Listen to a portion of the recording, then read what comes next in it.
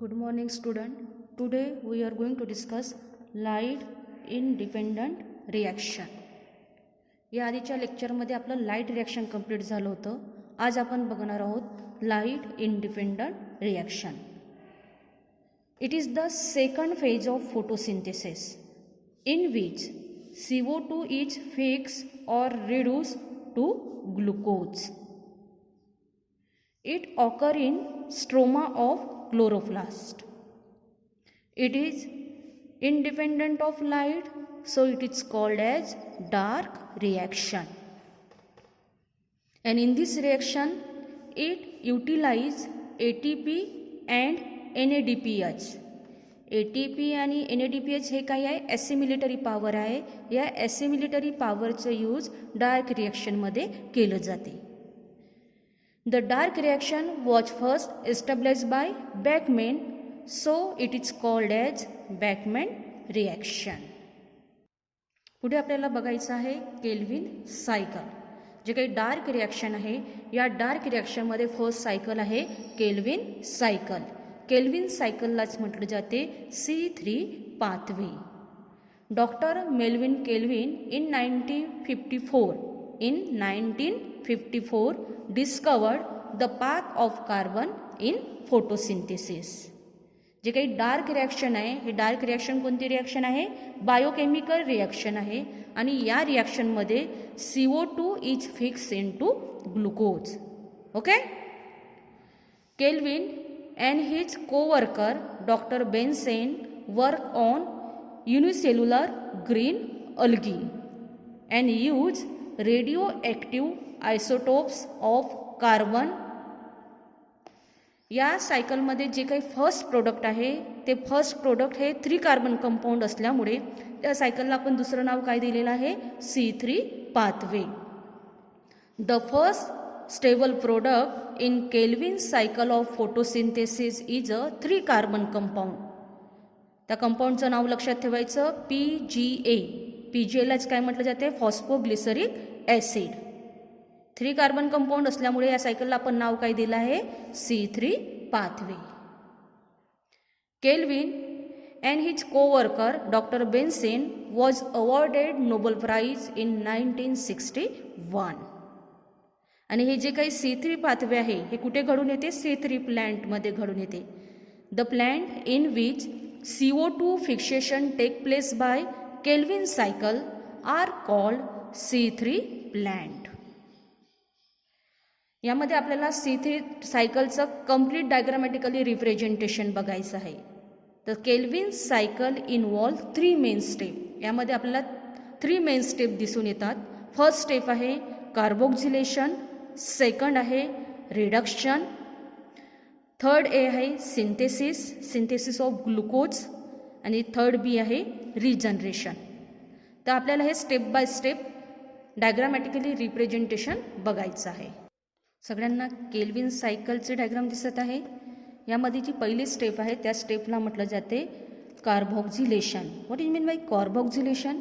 यामध्ये आपण CO2चं यूज करणार आहोत. यामध्ये RUBP नाव दिसत आहे. RUBP means ribulose biphosphate. हे 5 कार्बन कंपाऊंडची पेंटोज शुगर आहे. यालाच पेंटोज शुगर असं सुद्धा म्हटलं जाते. 5 कार्बन कंपाऊंड RUBP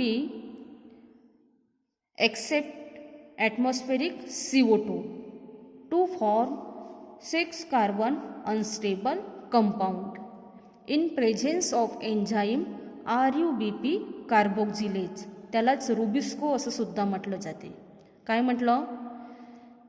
जे CO2 आहे CO2ची रिॲक्शन कोणाबरोबर घडून आलं? RUBP. RUBP react with CO2 to form 6 carbon unstable compound in presence of enzyme RUBP carboxylase. त्यानंतर यामध्ये जे काही 6 कार्बन अनस्टेबल कंपाऊंड आहे these 6 carbon unstable compound split by hydrolysis to form 2 molecule of 3 carbon compound. त्या कंपाऊंडचं नाव आहे phosphoglyceric acid. त्यालाच phosphoglycerate असं सुद्धा म्हटलं जाते. आणि जे फॉस्फोग्लिसरिक ॲसिड हे किती कार्बनचं आहे? 3 कार्बन कंपाऊंड आहे. So this cycle which is non as C3 pathway. First step लक्षात आलं, कार्बोक्सिलेशन. त्यानंतरची पुढची स्टेप आहे रिडक्शन. इथे तुम्हाला रिडक्शन नाव दिसत आहे. रिडक्शन यालाच म्हटलं जाते युटिलायझेशन ऑफ एसिमिलेटरी पॉवर. यामध्ये आपण ATP आणि NADPHचं यूज करणार आहोत. Phosphoglyceric acid are first phosphorylated by using ATP to produce one three diphosphoglyceric acid. 1,3-डायफॉस्फोग्लिसरिc acid is then reduced by using NADPH to produce phosphoglyceraldehyde.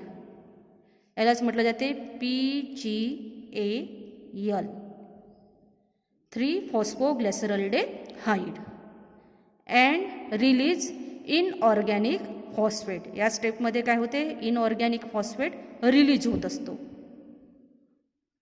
Some molecule of PGAL means phosphoglyceraldehyde, is converted into its isomer DHAP. DHAPचं long form लक्षात ठेवायचं, dihydroxy acetone phosphate.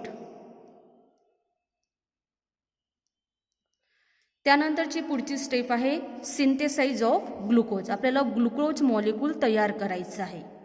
For the synthesise of 1 glucose molecule 6 turn of Calvin cycle are required. आता यामध्ये आपण 1 molecule of RUBP घेतलेला आहे आणि 1 molecule of CO2 घेतला आहे. त्यापासनं आपल्याला PGAL तयार झालेलं दिसत आहे. आता ही सायकल 6 वेळा काय होईल? 6 turn of Calvin cycle are required for the synthesise of 1 glucose molecule. म्हणजे आपल्याला या सायकलमध्ये 6 molecule of RUBP, 6 molecule of CO2 are required for the synthesise of 1 glucose molecule. यामध्ये जे काही PGAL आहे यामध्ये त्याचे 12 मॉलिक्यूल तयार झालेले आहेत. त्या 12 पैकी जे 2 मॉलिक्यूल आहेत त्या 2 मॉलिक्यूलचं यूज आपण कुठे करणार आहोत? ग्लुकोज मॉलिक्यूल तयार करण्याकरिता करणार आहोत.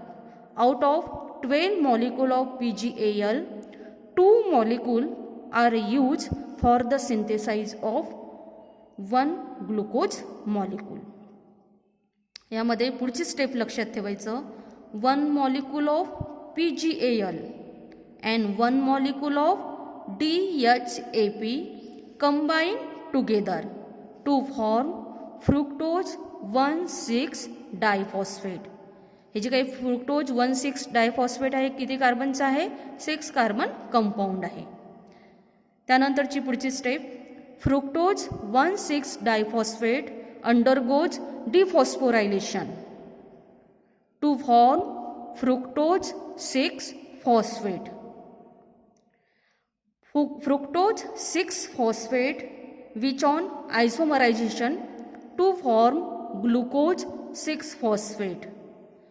Glucose 6-phosphate undergoes dephosphorylation and then form glucose. या स्टेपमध्ये ग्लुकोज मॉलिक्यूल तयार झालेला आहे. ग्लुकोज इज आयदर युटिलाइज और स्टोर्ड ॲज स्टार्च. लक्षात आलं. त्यानंतरची पुढची स्टेप आहे रिजनरेशन. आता आपल्याला माहिती आहे की 12 मॉलिक्यूल ऑफ PGALचे तयार झालेले आहेत. त्यापैकी 2 मॉलिक्यूलचं यूज आपण ग्लुकोज मॉलिक्यूल तयार करण्यात आलेला आहे आणि रिमेनिंग जे 10 मॉलिक्यूल आहे त्याचं यूज आपण करणार आहोत RUBP रिजनरेट करण्याकरिता. तर यामध्ये जे RUBP पुन्हा आपल्याला तयार करायचं आहे, ही सायकल पुन्हा रिपीट होणार आहे 6 वेळा. तर यामध्ये RUBP आपल्याला पुन्हा रिजनरेट करायचं आहे. RUBP get regenerated through several biochemical reaction. त्यालाच म्हटलं जाते शुगर फॉस्फेट इंटरकन्व्हर्शन.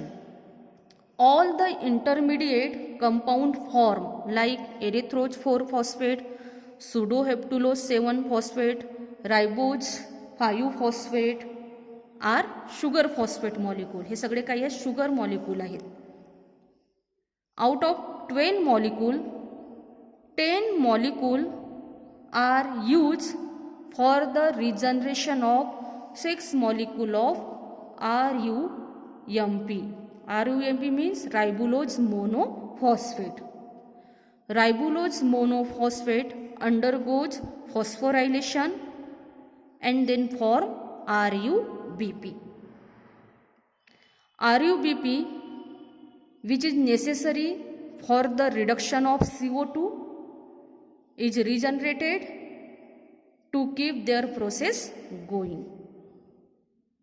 आणि या प्रोसेसमध्ये जे काही आपण ग्लुकोज मॉलिक्यूल तयार केलेलं आहे तर ग्लुकोज मॉलिक्यूल तयार करण्याकरिता लक्षात ठेवायचं 18 ATP and 12 NADPH required for the synthesis of one glucose molecule.